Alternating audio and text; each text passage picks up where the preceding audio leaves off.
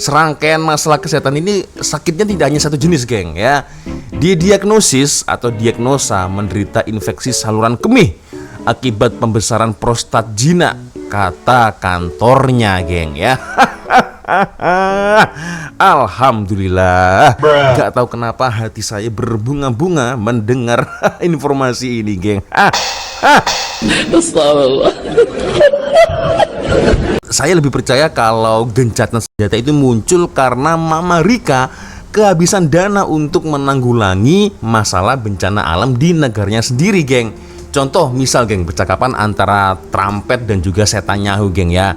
Trumpet bilang begini, geng. Mending lu berhenti perang dulu lah. Gua nggak ada modal nih buat backup negara lu, geng ya. Segala asuransi ini nggak mau bayar nih. Asuransi korban dari kebakaran California ini nggak ada yang mau ganti nih, geng. Nantilah ya, tunggu ekonomi Amerika membaik dan para rakyat Amerika ini membayar pajak. Nah baru nih gua bisa backup lu si Netanyahu, geng ya. Dan kalian bisa lanjut lagi dengan Palestina.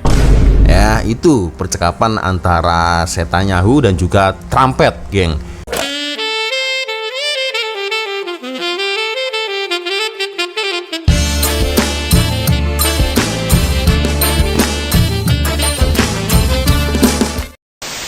Yo, what's up, Re? Assalamualaikum warahmatullahi wabarakatuh. Hai Re, bertemu lagi ada saya di sini. Wah, lonjong, salam lonjong. Hiya.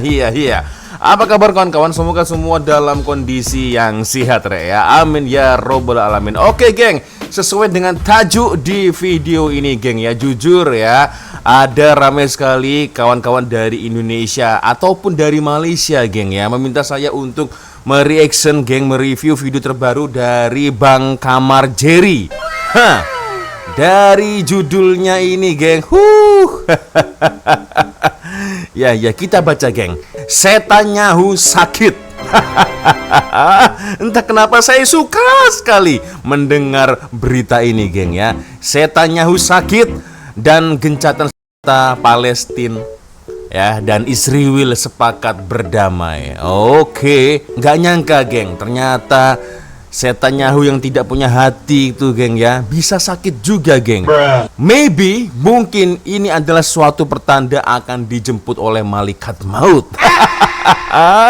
Oke, geng, sebelum kita nonton video ini, geng, hanya sekedar mengingatkan ya, untuk kawan-kawan yang mungkin belum sholat, jangan lupa sholat dulu, geng. Oke, langsung saja, geng, kita mulai. Ya, kita lihat video terbaru dari Bang Kamar Jerry ini sepertinya menarik ini, geng ya. Sudah mulai melakukan perjanjian gencatan senjata, tak pasti itu berapa hari itu ya, berapa minggu, geng ya. Tapi setidaknya ada ruang bernafas lah untuk saudara-saudara kita ya. Ada sedikit rasa damai untuk saudara kita yang ada di Gaza, geng ya.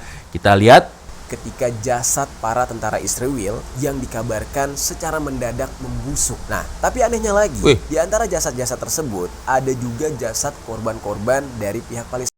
Tapi malah tidak membusuk, dan bahkan dikatakan tidak mengeluarkan bau yang tidak sedap, tapi justru wangi gitu. Masya Allah. Dan ada dugaan kalau sebenarnya Netanyahu sudah mengetahui kalau dia menderita penyakit jantung sejak lama. Cuma dia berusaha untuk menyembunyikan hal itu dari publik. Bahkan dia ini sempat sampai pingsan. Yang mana ketika dia pingsan itu, kemudian sampai harus dipasangi alat agar bisa untuk memacu jantungnya dan mengendalikan detak jantungnya. Itu adalah pertanda ya, tanda-tanda malaikat maut mau menjemput, geng ya. Kemarin kita udah membahas soal bagaimana Amerika Serikat mendapatkan cobaan ya.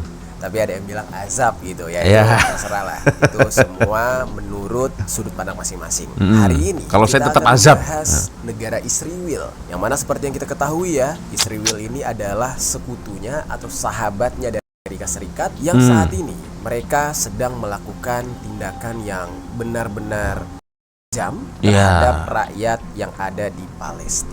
Pembahasan kali ini berisikan sebuah informasi ya, tidak ingin menyudutkan pihak manapun, tetapi di sini gue pengen menyampaikan perkembangan dari tragedinya, terus juga apa yang sedang terjadi di sana, bagaimana dengan para pemimpin dari Israel, bagaimana dengan kondisi rakyat yang ada di Palestina. Nah, jadi di sini murni adalah untuk informasi, tidak untuk menyudutkan pihak manapun. Ada beberapa informasi, mungkin ini menjadi sesuatu berita baik lah ya buat kalian-kalian yang membela Palestina. Asik. Yang mana diketahui ternyata pemimpin dari Israel yaitu Benyamin Netanyahu sekarang sedang sakit, dan sakitnya itu bukan sakit biasa seperti demam atau flu, tapi dia terkena penyakit infeksi saluran kemih. Nah, ini Alhamdulillah, geng. Pemimpin berusia 75 tahun itu yang mengalami serangkaian masalah kesehatan dalam beberapa tahun terakhir. Berarti serangkaian masalah kesehatan ini sakitnya tidak hanya satu jenis, geng, ya. Didiagnosis atau diagnosa menderita infeksi saluran kemih akibat pembesaran prostat jinak, kata kantornya, geng, ya. Alhamdulillah. Gak tahu kenapa hati saya berbunga-bunga mendengar informasi ini, geng. Ada hal lain lagi, pemberitaan tentang pasukan militernya Israel, yaitu jasad-jasad dari anggota IDF yang dikabarkan sampai membusuk, sementara jasad warga yang ada di Palestina itu justru tidak membusuk sama sekali, malah dikatakan tidak berbau yang mengganggu. Subhanallah. Kayak wangi, harum gitu. Nah, terus ada kabar baik yang datang dari sana, yaitu mengenai gencatan data sementara antara dua pasukan ini, antara Israel ke Palestina, itu sedang gencatan senjata. It certainly is, if not longer, Pam. We have been waiting for more than 13 months since the last ceasefire deal, and since the last time there was an exchange of hostages and prisoners for this moment. Nah, namun gencatan senjatanya ini ternyata sampai sejauh ini belum bisa dipastikan. Tetapi per hari ini masih banyak korban yang berjatuhan di dalam tragedi tersebut. Nah, ini juga akan kita bahas nih, sebenarnya apa sih yang diinginkan oleh Israel gitu ya. Katanya udah gencatan senjata, tapi kok masih melakukan pembantaian. Tapi kalau dari sudut pandang saya, geng, aku sendiri tuh gak percaya, geng, dengan Israel, geng, karena mereka berkali-kali mengkhianati perjanjian, geng. Iya kan, katanya gencatan senjata. Pernah kan dulu, geng. Tapi ternyata sering sekali, geng, yang mengkhianati perjanjian-perjanjian yang telah disepakati, geng, ya. Jadi saya rasa untuk geng-geng Israel ini dari dulu, geng, ya, sampai sekarang itu orang-orang yang tidak bisa dipercaya, geng. Iya kan, betul tak? Oke, kita lanjut lagi lah. Untuk pembahasan pertama, mungkin kita akan masuk ke dalam pembahasan kabar terbaru dari pemimpin Israel sendiri, yaitu Benyamin Netanyahu. Netanyahu, ya. Mana di saat ini katanya sedang sakit parah. Azab pedih bagi Israel, ya, beserta Netanyahu, ya. Ini adalah pertanda dijemputnya malaikat maut. Alhamdulillah, again, lagi-lagi, geng. Aduh. Dikabarkan, pemimpin nomor 1 dari Israel ini didiagnosa menderita infeksi saluran kemih yang disebabkan oleh pembesaran prostat jinak. Pertama kali publik mengetahui hal ini, geng, yaitu di akhir tahun kemarin. Dan memang Netanyahu ini termasuk ke dalam pemimpin negara yang sudah lanjut usia, sehingga dia sudah mendapatkan pengawasan yang ketat agar bisa terus memantau kondisi kesehatannya dia. Nah, padahal kalau kita berbicara tentang pemimpin yang umurnya udah usia lanjut, Vladimir Putin pun udah usia lanjut, ya kan? Donald Trump juga udah usia lanjut, Joe Biden apalagi usia lanjut. Nah, tapi kalau misalkan di dalam barisan para pemimpin yang udah usia lanjut ini, kayaknya yang terlihat memiliki penyakit-penyakit aneh itu, yang pertama udah pasti Netanyahu, yang kedua Joe Biden. Kalau Joe Biden itu lebih kepada sering lupa, terus kadang ngomongnya suka ngelantur gitu, geng. Hal-hal seperti inilah yang wajar lah oleh orang-orang sebagai dampak atau akibat dari perbuatan mereka selama mereka memimpin. Nah, wajar lah. Mereka kan pengikut syaitan nih rojim, geng, ya. Ya patutlah kalau diberi. Gak gitu, masalahnya sudah tua, sudah mau metong, ya, sudah mau mati, masih nggak ada tobat-tobatnya, geng. Udah jelas-jelas mereka ini mau mati, ya. Setidaknya buat sesuatu hal yang baik lah. Aduh. Itu juga dengan Netanyahu, yaitu udah nggak usah diragukan lagi lah apa yang sudah dia perbuat untuk dunia ini gitu ya. Nah terus geng, walaupun rentan untuk terkena penyakit, Netanyahu ini ternyata terus diupayakan agar bisa terlihat sehat dan produktif. Tapi karena memang beban kerja yang berlebihan, ditambah dengan meningkatnya tekanan serta kondisi yang terjadi saat ini gitu ya, lama-kelamaan kondisi kesehatan dari Netanyahu juga semakin menurun. Apalagi seperti yang kita ketahui ya, sudah mulai banyak negara yang sekarang memusuhi dia. Dan bahkan dia dikabarkan kalau misalkan berkunjung ke beberapa negara, dia bakal ditangkap di negara-negara tersebut. Ya, jadi tekanan itu. dari luar tuh udah semakin banyak dan semakin banyak orang yang pro terhadap Palestina. Ini adalah list negara-negara yang memang sangat membenci Israel ya. And the gang pasukan Syaiton Nirojim. Dilansir dari laman The News International, setidaknya ada 30 negara yang menyatakan ketidaksukaannya terhadap tindakan Israel, geng ya. Antara lain ada Afghanistan, Aljazair, Arab Saudi dah pasti ya, ada Bahrain, Bangladesh, Bhutan, Brunei Darussalam, tetangga kita geng, ada Djibouti, Indonesia ya, negara saya, Irak, Iran, Komoro, Korea Korea Utara geng ya, tidak dengan Korea Selatan, Korea Utara geng ya. Korea Utara, Kim Jong Un ya, Kuba, Kuwait, Lebanon atau Lebanon ya, Libya, Malaysia tetangga kita geng, ada Mali, Maroko, Niger, Oman, Pakistan, Qatar, Somalia, Sudan, Suriah, Tunisia, Venezuela dan Yaman geng. Berarti untuk ASEAN geng hanya ada 3 negara yang memang menyatakan ketidaksukaannya terhadap Israel ya. Ada Indonesia, Malaysia dan juga Brunei Darussalam ya. Oke. Palestina. Nah, dan untuk sekarang karena tekanan pikiran yang ya begitu berat, beban pikirannya begitu banyak gitu ya. Akhirnya Netanyahu ini didiagnosa mengalami pembesaran prostat. Aduh, mampus. Ini dianggap oleh netizen sebagai sebuah Azab. lagi. Nah, ini lagi-lagi ya diarahkan ke azab atau balasan.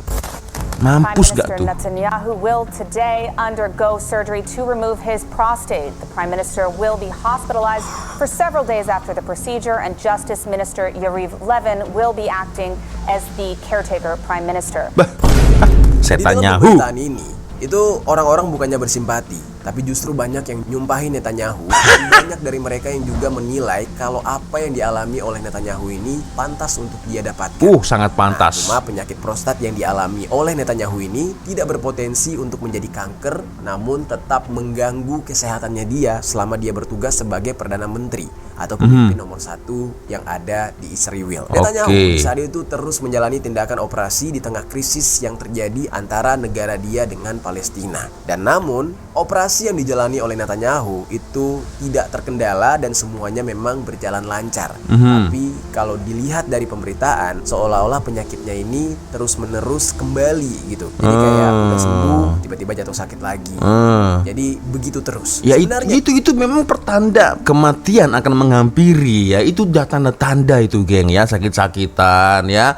Bisa nanti besok, lusa atau beberapa minggu, beberapa hari kemudian ya, tiba-tiba meninggal ya. Siapa tahu ya kan. Netanyahu sendiri tidak baru ini aja mengalami penyakit. Kalau kalian tahu, pada tahun 2023, dokter mendiagnosis kalau Netanyahu ini menderita penyakit jantung juga. Dan ada dugaan kalau sebenarnya Netanyahu sudah mengetahui kalau dia menderita penyakit jantung sejak lama. Cuma dia berusaha untuk menyembunyikan hal itu dari publik. Bahkan dia ini sempat sampai pingsan. Yang mana ketika dia pingsan itu, kemudian sampai harus dipasangi alat agar bisa untuk memacu jantungnya dan mengendalikan detak jantungnya. Nah, bersamaan dengan kabar Netanyahu didiagnosa menderita penyakit jantung, kondisi di Israel sekarang sedang tidak baik-baik aja karena banyak warga Israel yang sedang melakukan protes secara besar-besaran karena mereka sudah tidak lagi percaya dengan pemerintahan Netanyahu. Bayang tuh ya, kayak lo adalah seorang pemimpin yang benar-benar getol banget, harus melakukan genosida habis-habisan, tapi sekaligus sekarang banyak negara yang udah nggak setuju, mendapat tekanan dari luar. Nah, ditambah lagi mendapat tekanan dari dalam, yaitu dari rakyatnya sendiri. Nah, gimana tuh menurut kalian, geng? Apakah nggak pusing menjadi seorang Netanyahu? Nah, ditambah lagi dengan mati aja lah, Netanyahu menderita mati aja ini, itu membuat publik tambah marah dan merasa nggak percaya dengan kinerja pemerintah Israel di bawah kepemimpinan Netanyahu saat ini. Dan sialnya bagi Netanyahu, ternyata itu nggak sampai di pemberitaan itu aja. Karena sekarang dikatakan Netanyahu menghadapi berbagai tuduhan korupsi juga. Ada juga korupsi yang diajukan oleh Netanyahu pada tahun 2019, yaitu kasus 1000, kasus 2000, dan kasus 4000. Terkait tuduhan penyuapan, penipuan, dan pelanggaran kepercayaan terhadap Netanyahu. Kasus 1000 atau dikenal sebagai gift affair atau kasus hadiah yang mendakwa Netanyahu atas tuduhan penipuan dan pelanggaran kepercayaan. Terus ada yang namanya kasus 2000. Itu dikatakan kalau Netanyahu membuat kesepakatan dengan Aaron Moses, yaitu seorang pemegang saham dari media Israel, yaitu Yediot Ahronot, untuk menjatuhkan kompetitornya, yaitu media Israel Hayom. Terus ada lagi kasus 4000, yaitu kasus yang mendakwa karena Netanyahu diduga memberikan keinginan regulasi kepada perusahaan telekomunikasi, yaitu Israel Bezek, sebagai imbalan atas liputan yang positif terhadap dirinya sendiri dan istrinya. Nah, jadi menyuap media untuk memperbaiki citra gitu. Ternyata memang sudah ada masalah, geng, di dalam negara Israel itu, geng, ya. Dia ada kasus terduga korupsi, rasuah, kan, geng, kalau bahasa Melayunya itu. Dengan adanya kasus itu, case itu, dia dibenci dengan rakyat sendiri, jatuh sakit pula sekarang. Nah, ini, gengnya, dah jatuh tertimpa tangga pula, geng. Mampus gak tuh? Nah, jadi Netanyahu ini memang punya boroknya sendiri dan semakin meningkatnya ketidakpercayaan publik Israel sendiri terhadap Netanyahu. Apakah menurut kalian ini adalah salah satu bentuk azabnya buat dia? Nah, coba tinggalkan komentar di bawah. Ya. Jadi dia tidak hanya sakit jantung, geng, ya, Netanyahu ini, tapi hati dan otaknya mungkin juga sakit, geng. Dia dibenci oleh banyak orang, termasuk dengan rakyatnya sendiri. Ditambah lagi dia harus menanggung penyakit, ya, yang ya ini bukan penyakit biasa. Dan bahkan bisa dikatakan tidak ada yang mendoakan dia untuk hal-hal baik. Sakit banget, geng. Terus, geng, ada fenomena selanjutnya yang banyak dianggap oleh netizen sebagai sebuah pembalasan juga, yaitu ini ketika jasad para tentara Israel yang dikabarkan secara mendadak membusuk. Nah, tapi anehnya lagi, di antara jasad-jasad tersebut ada juga jasad korban-korban dari pihak Palestina, tapi malah tidak membusuk.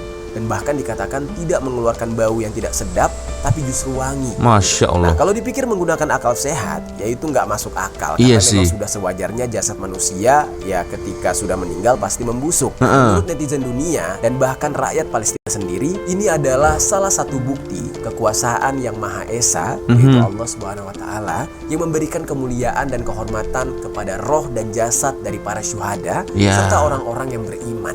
Jadi kurang lebih seperti itu kepercayaan dari netizen dunia. Hal ini juga pernah disampaikan oleh Rasulullah SAW di sebuah hadis yang artinya, ini gue bacain, geng. Artinya itu adalah setiap luka yang didapatkan oleh seorang muslim di jalan Allah, maka pada hari kiamat keadaannya seperti saat luka tersebut terjadi. Warnanya warna cairan merah dan harumnya sewangi misik. Masya Allah. Kalau dipikir-pikir itu tidak logis, geng, ya. Gak logis, karena betul apa yang dikatakan oleh Bang Jerry, geng, ya. Kalau yang namanya seseorang sudah menjadi mayit, sudah menjadi jenazah, pasti akan membusuk. Nah, ini tidak berlaku untuk saudara kita, ya, para mangsa-mangsa, para kurban yang ada di Palestina. Itu malah tidak membusuk, bahkan mengeluarkan bau-bau wangi, geng. Nah, lain cerita dengan para pasukan Israel, ya, yang melakukan genocide, geng. Mereka malah membusuk. Ini gak masuk akal, tapi memang itulah yang terjadi, geng, ya. Masya Allah. Oke. Ini aku merinding meremang ini, geng, ya. Jadi kurang lebih kayak gitu. Ya, arti dari tafsirnya adalah setiap orang yang meninggal dunia di jalan syahid gitu ya, ya pastinya dia akan mendapatkan ridho Allah dan pertolongan dari Allah gitu. Nah, sementara yang meninggalnya tidak di jalan syahid atau justru di jalan kemusyrikan gitu ya, nah pasti akan ditunjukkan tuh tanda-tanda kemusyrikan itu sendiri atau tanda-tanda keburukan itu sendiri. Nah, salah satu contohnya adalah para tentara Israel yang jasadnya baru saja meninggal tapi langsung membusuk. Entah kenapa saya mendengar berita ini sangat bahagia sekali, geng. Alhamdulillah.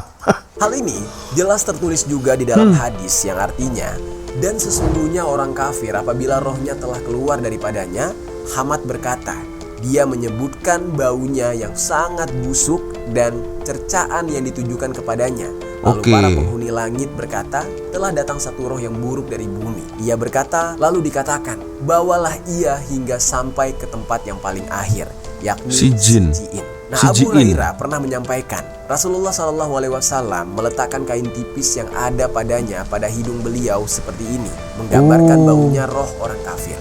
Nah, berdasarkan hadis tersebut, sesuai kan geng dengan apa yang terjadi terhadap para tentara ini. Sangat sesuai. Busuk, mendapatkan makian, mendapatkan hinaan. Sementara jasad-jasad para syuhada justru mengeluarkan bau wangi dan jasadnya tidak kunjung membusuk. Ini percaya nggak percaya geng, tapi kejadiannya berbukti. Dokumentasinya jelas, dokumentasinya ada, dan bahkan menjadi pemberitaan yang sangat heboh untuk saat ini. Apalagi ditambah beberapa waktu lalu, Israel sedang dilanda sebuah wabah virus yang bernama West Nile, sampai-sampai membuat banyak tentara Israel tumbang dan harus menghentikan serangan mereka ke Palestina. Nah, kalau pembahasan ini sempat gue bahas kemarin di konten gue yang ini, kalian bisa tonton.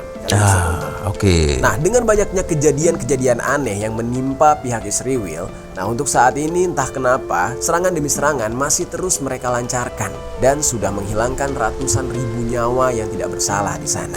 Nah, terus di tengah-tengah kabar yang membuat tentara Israel itu semakin tertekan karena sudah mulai banyak yang tidak suka dengan mereka, sudah banyak yang tidak mau mendukung pihak mereka. Nah, tiba-tiba nih ada sebuah kabar baik. Kabar baik ini datang untuk warga Palestina yang sekarang terkena genosida, yang mana dikatakan ternyata sekarang sudah disepakati gencatan senjata antara Israel dengan pihak Hamas yang banyak menewaskan warga Palestina. Nah, jadi dikatakan gencatan senjata ini ada hubungannya dengan Donald Trump. Yang mana Donald Trump dikatakan memerintahkan Netanyahu untuk menandatangani kesepakatan gencatan senjata tersebut agar genosida bisa diminimalisir. Nah, sekarang kita masuk ke dalam pembahasannya nih, geng. Disepakatinya gencatan senjata. Setidaknya ada nafas lega lah, geng, ya, untuk saudara-saudara kita yang ada di Palestina, ya.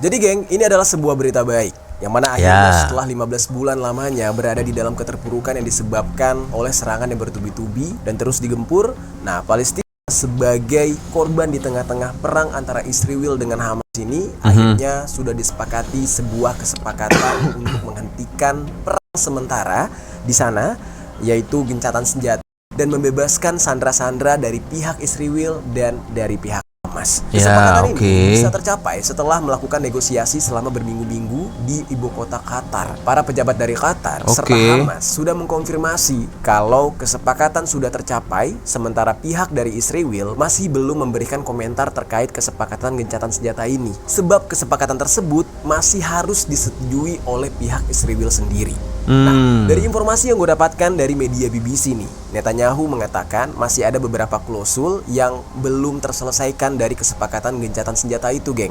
Namun dia berharap agar segera diselesaikan. Nah, dari sisi Hamas, mereka itu sudah menangkap sebanyak 251 sandera ketika menyerang Israel pada bulan Oktober tahun 2023. Dan dikabarkan kalau sampai sekarang pihak Hamas masih menyandra sebanyak 94 orang, tapi pihak Israel yakin kalau hanya 60 orang aja yang masih hidup sampai sekarang. Ya, sisanya itu udah meninggoy. Sementara Israel diperkirakan akan membebaskan sekitar 1.000 tahanan, yaitu warga Palestina, yang mana diantaranya sudah dipenjara selama bertahun-tahun, dan mereka akan membebaskannya sebagai imbalan atas pengembalian sandera dari pihak Hamas ke Israel. Jadi kurang lebih kayak gitu, pertukaran sandera gitu. Tapi geng, ada tapinya nih, jangan buru-buru senang dulu. Walaupun kedua belah pihak, yaitu Israel serta Hamas dikatakan sudah setuju, nah tapi sampai saat ini Israel belum memperlihatkan kalau mereka benar-benar menyetujui kesepakatan tersebut. Nah, jadi ini belum terlaksanakan. Perdana Menteri Qatar yang bernama Sheikh Mohammed bin Abdul Rahman Al Thani itu mengatakan kalau kesepakatan ini akan mulai berlaku pada tanggal 19 Januari 2025. Kalau sudah disetujui oleh kedua belah pihak. Setujunya itu juga bukan sebatas ucapan, tetapi juga harus ditandatangani. Berarti ini sekarang tanggal 19, geng, aku record tanggal 19, besok sudah tanggal 19 Januari nih, geng, ya. Beberapa hal yang kemungkinan diatur di dalam kesepakatan gencatan senjata ini, geng, yang dibagi menjadi 3 fase atau tahap. Tahap pertama akan berlangsung selama 6 minggu dan akan digelar gencatan senjata secara penuh dan menyeluruh. sejumlah sandera yang ditahan oleh Hamas termasuk perempuan, orang tua, dan orang yang sakit akan dibebaskan, dengan imbalan sebaliknya ratusan tahanan Palestina juga dibebaskan. Nah, sampai saat sekarang ini masih belum tahu akan berapa banyak sandera yang akan dibebaskan pada tahap pertama. Perdana Menteri Qatar itu sempat mengatakan pada konferensi pers kalau jumlah tahanan yang akan dibebaskan ada sebanyak 33 orang. Nah, selama tahap ini, pasukan dari Israel akan ditarik keluar dari semua wilayah berpenduduk yang ada di Gaza, sementara warga Palestina juga bisa kembali ke lingkungan mereka di semua wilayah Gaza. Karena pada saat Israel menyerang, hampir semua dari 2,3 juta penduduk di Gaza harus meninggalkan tanah dan rumah mereka. Setelah kesepakatan ini, akan ada banyak pengiriman bantuan kemanusiaan ke Gaza dengan diperbolehkannya ratusan truk yang masuk setiap harinya. Tapi seperti yang kita tahu ya, terkadang Israel ini suka melanggar janji. Ya, bukan terkadang, Bang. Kebanyakannya pasti begitu, geng ya. Pasti berkhianat, geng ya. Dari dulu, geng ya. Dari dulu sampai hari ini, geng ya. Itu tidak pernah, geng, sekalipun ya selalu menunaikan atau menepati janji, geng ya. Selalunya itu kebanyakannya itu pasti melanggar, geng ya, dan selalu berkhianat, geng ya. Para kaum Bani Israel ini, geng ya. Tahu nanti ini bakal seperti apa.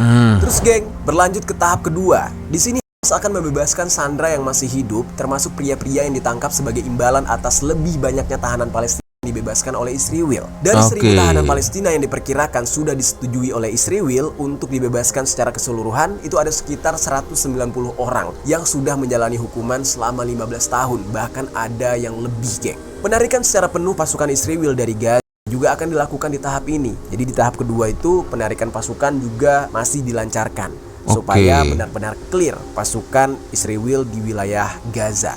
Nah, terus pada tahap yang ketiga yang merupakan tahap terakhir, dikatakan mereka akan membangun kembali Gaza, yang mana tahap ini mungkin akan memakan waktu bertahun-tahun lamanya, serta akan dilakukan pengembalian para jenazah dari para sandera yang tersisa. Hanya saja, geng, masih belum dipastikan kapan dan berapa banyak pengungsi yang bisa kembali ke rumah mereka, karena rumah mereka udah hancur lebur dan ya udah nggak bersisa lagi akibat serangan Israel.